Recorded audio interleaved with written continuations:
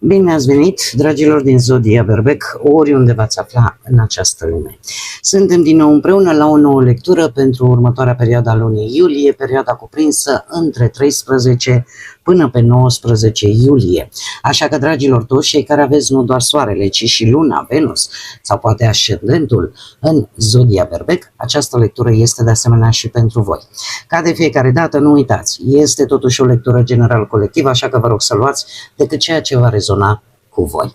Desigur, încă de la început vreau să le mulțumesc din suflet tuturor celor care sunteți răbdători, care sunteți care mă susțineți, care sunteți aici lângă mine la fiecare lectură. Nu am cuvinte să vă mulțumesc din suflet tuturor pentru toată susținerea voastră, pentru fiecare gest de apreciere, fiecare mesaj frumos, fiecare gând bun care vine din partea voastră, așa că mii și mii de mulțumiri tuturor. Cei care sunteți noi pe acest canal, bun venit! Și dacă la finalul acestei lecturi simțiți că ați rezonat sau pur și simplu v-a plăcut, nu ezitați să vă abonați. Este gratuit și în felul acesta nu veți pierde niciuna dintre lecturile mele. Și acum, haideți să începem și să vedem ce este important de știut pentru voi, dragilor din Berbec, în săptămâna 13-19 iulie.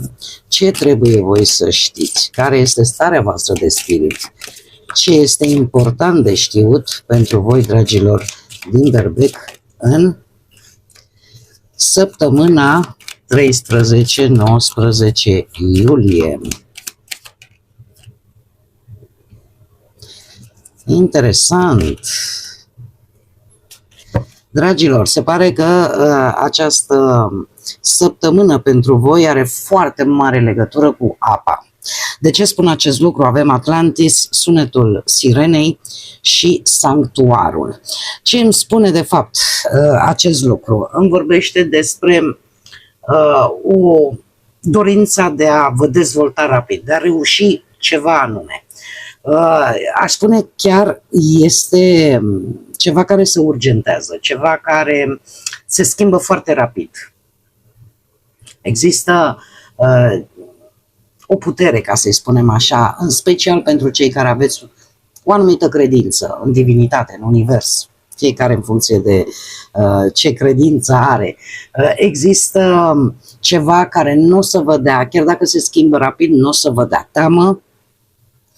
Și eu aș spune că este ceva care se dezvoltă, deci care merge înspre pozitiv.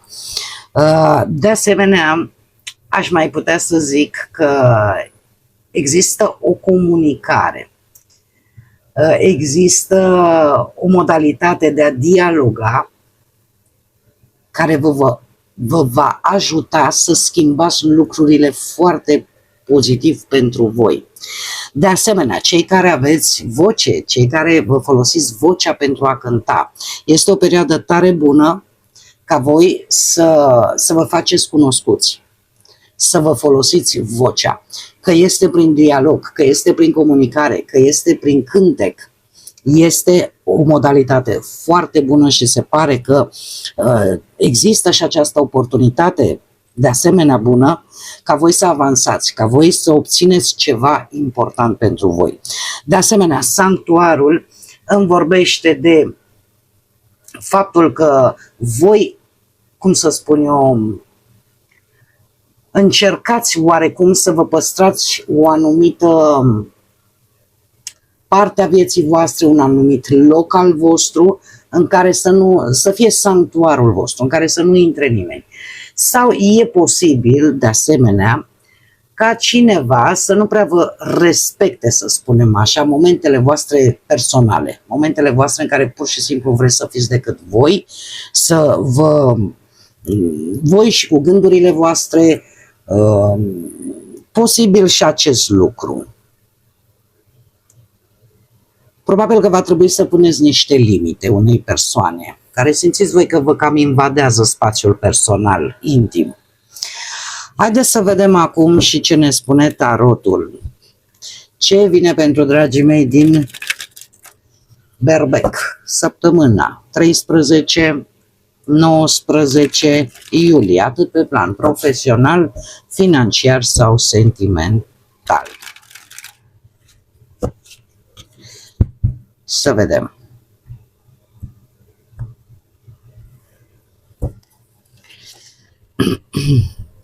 Avem lumea, interesant pe parte de muncă, 9 de cupe, o regină de cupe, justiția și surpriza perioadei. Haideți să le și clarificăm. Clarificăm pentru dragii mei din berbec. Clarificăm 9 de cupe, te rog, pentru dragii mei din berbec. Clarificăm regina de cupe. Ca și zodii, avem balanță, zodii de apă, rak, pești, scorpion.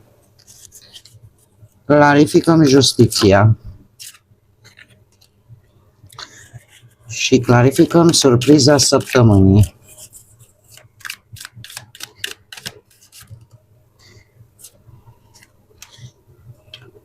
Așa.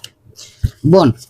Haideți să vedem pe partea profesională. Pe partea profesională, dragii mei, se pare că voi ați traversat o perioadă nu tocmai bună, să-i zicem așa.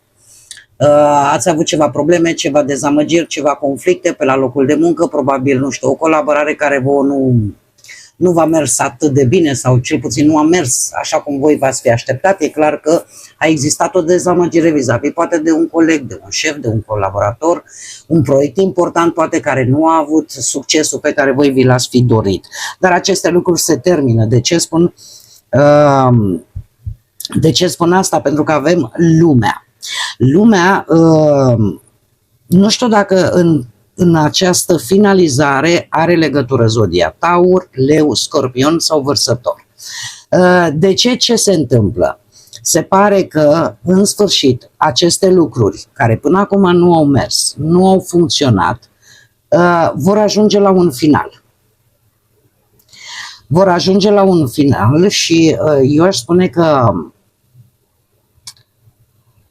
este un nou început, se pregătește un nou început și chiar dacă vouă vă vine greu a crede, dar chiar ori veți putea primi, există posibilitatea totuși a unei promovări, a unei recunoașteri publice.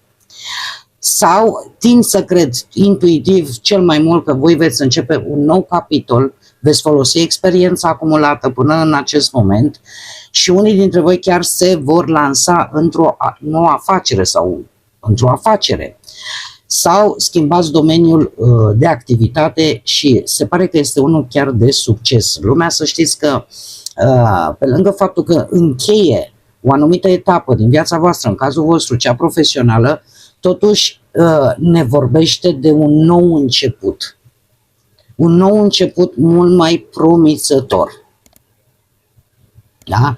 Așa că este totuși bine că toate aceste nemulțumiri, dezamăgiri cumva se finalizează. Pe de altă parte, putem vorbi de un drum în străinătate, putem vorbi de drumuri lungi, dacă nu sunt în străinătate, poate că are legătură, nu știu, cu vreo ofertă nouă de muncă la o distanță destul de apreciabilă față de locul în care voi vă aflați în acest moment. Dacă vorbim de bănuți, la bănuți avem un 9 de cupe. Se pare că de unde provine? Provine de la un 2 de bâte întors. Eu aș spune că probabil că o perioadă de timp ați cam jonglat cu banii, nu a fost foarte ușor, dar se pare că lucrurile se schimbă, lucrurile încep să v-ați axat pe ceva anume și eu aș zice că chiar e posibil să vină și niște anumite beneficii financiare, că e din vreun parteneriat, din vreo colaborare sau pur și simplu dintr-un proiect de care voi ați cam tras în ultima perioadă.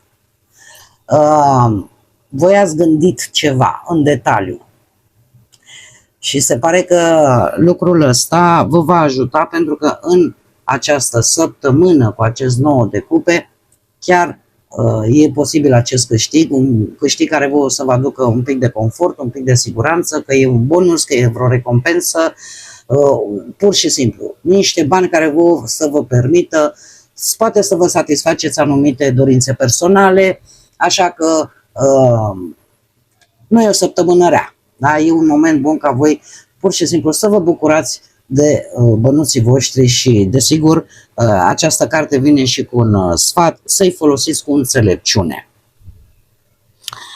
Pe partea relației avem o regină de cupe, cum am mai spus, zodii de apă, rac, pești sau scorpion. Probabil cei care vă aflați într-un cuplu sau într-o relație, nu e obligatoriu, dar posibil ca unii dintre voi să aveți parteneri în legătură directă cu aceste zodii. De unde vine această regină de cupe? Vine de la un 3 de cupe. Treiul de cupe îmi vorbește pe partea relației de momente bune, aș spune, momente de celebrare împreună. Poate că trebuie să participați la o petrecere, la o aniversare, la, nu știu, să petreceți așa un timp cu prietenii, să spunem,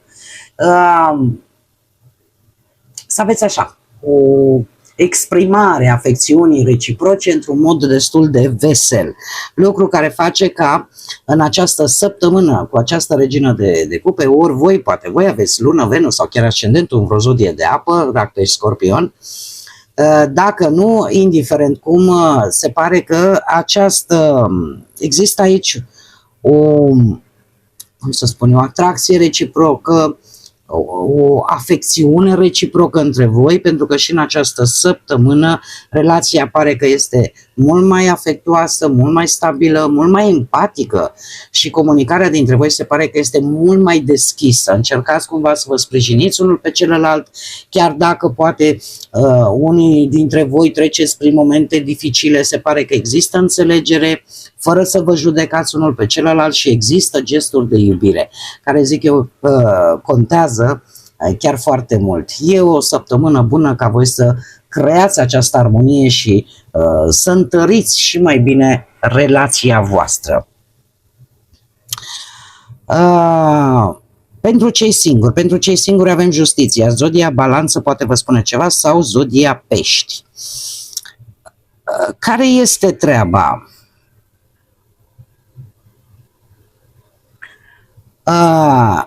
Justiția pentru cei singurei îmi vorbește foarte mult de gândire profundă. O gândire vis-a-vis de o relație din trecut. Faptul că încerci să înțelegi de fapt ce nu a funcționat. Cred eu că mulți dintre voi, în special cei care poate aveți, cu atât mai mult cei care aveți lună, Venus sau chiar ascendent în balanță, cumva știți ce vreți de la o viitoare relație. De ce? Pentru că ați traversat o perioadă cu luna aici în care lucrurile erau destul de greu de înțeles. Poate că ați idealizat persoana din trecut fără de fapt să vă dați seama că nu o cunoșteați de niciun fel.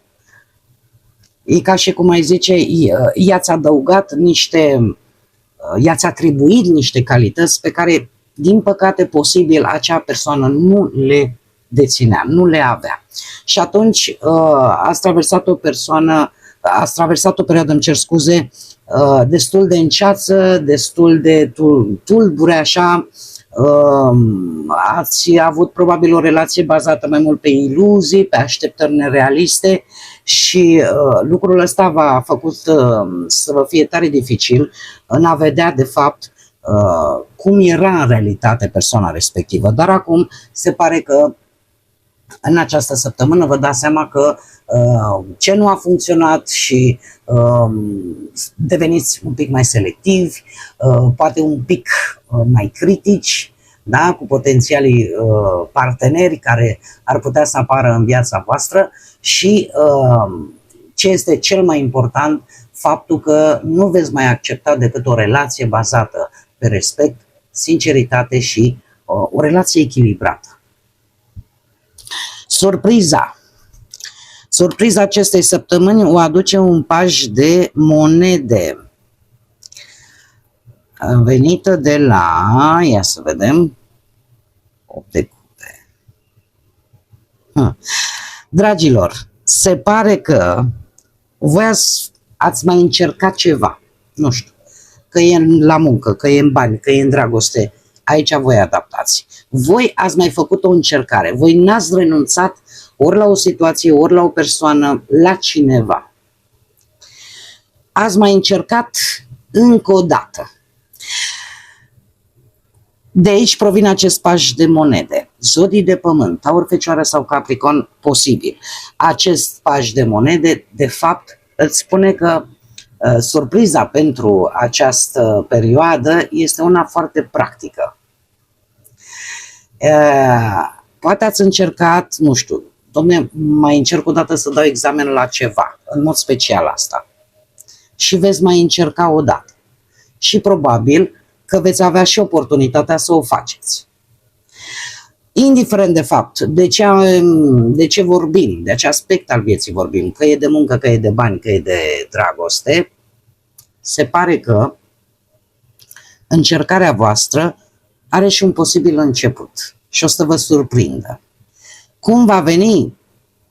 Probabil că nu va veni așa, wow, cu zgomot mare. Va veni încet, dar bine. Și ce este cel mai important este că eu aș spune că și pe partea bănuților, e ceva aici ce voi mai încercați. Poate obțineți în sfârșit înscrierea la nu știu ce specializare. Poate în sfârșit vi se oferă o oportunitate mică care poate să vă crească veniturile. Poate în sfârșit investiți în, nu știu, în stabilitatea relației voastre. Începeți să construiți ceva împreună. Este la început, e adevărat, dar e o bază care depinde, desigur, nu doar de voi, depinde și de cealaltă persoană dacă ne referim la partea sentimentală. Cum de asemenea și pentru cei singuri. Voi stați voi și ia să mai încerc o dată totuși, să vedem chiar așa, să n-am noroc în dragoste. Asta mi indică totuși pentru cei singuri o persoană nouă. O persoană nouă care e de obicei serioasă, stabilă și să știți că e cineva care chiar vrea o relație stabilă, e o persoană responsabilă. Da? Și poate să ne arate și o viitoare, un început de relație care începe încet, cu o ușoară așa timiditate, să-i spunem. Haideți să vedem și care este mesajul pentru voi, dragilor din Berbec, în această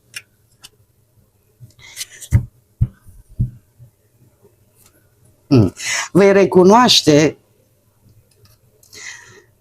Haideți ca să vedem cum vă explica să fiu pe înțelesul tuturor. Avem numărul 21, 21 sau 3. Poate să vă spună ceva. Va exista un moment, probabil, de-a lungul acestei săptămâni, în care simțiți o anumită disperare. Paradoxal, această disperare îți aduce o șansă, o oportunitate. Această oportunitate, de fapt, este trezirea voastră. Faptul că voi vă dați seama că poate situația nu merită disperarea voastră, că poate persoana nu merită disperarea voastră, că poate, nu știu, orice.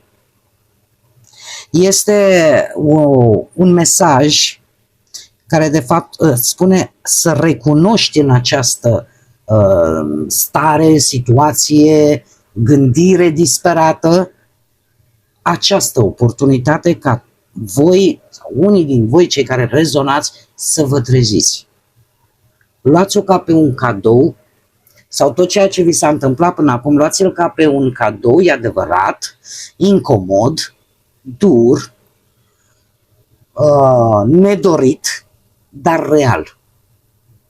Se întâmplă de multe ori, așa, de câte ori am ocazia să o spun, de multe ori lecțiile, cele mai importante lecții de viață vin în principal prin durere, prin dezamăgiri, prin suferință. Tocmai de aceea nu le uităm și tocmai de aceea sunt importante, pentru că ne trezesc la realitate. Și credeți-mă că o spun din proprie experiență. Bun, dragii mei, cam aceasta a fost lectura pentru voi. Eu vă mulțumesc tare mult că ați fost alături de mine, iar până data viitoare, când ne vom reîntâlni la o nouă lectură, nu uitați, suflete frumoase, să gândiți înalt, să zburați înalt și, desigur, să lăsați ca pacea, lumina, iubirea și credința să vă însoțească la fiecare pas.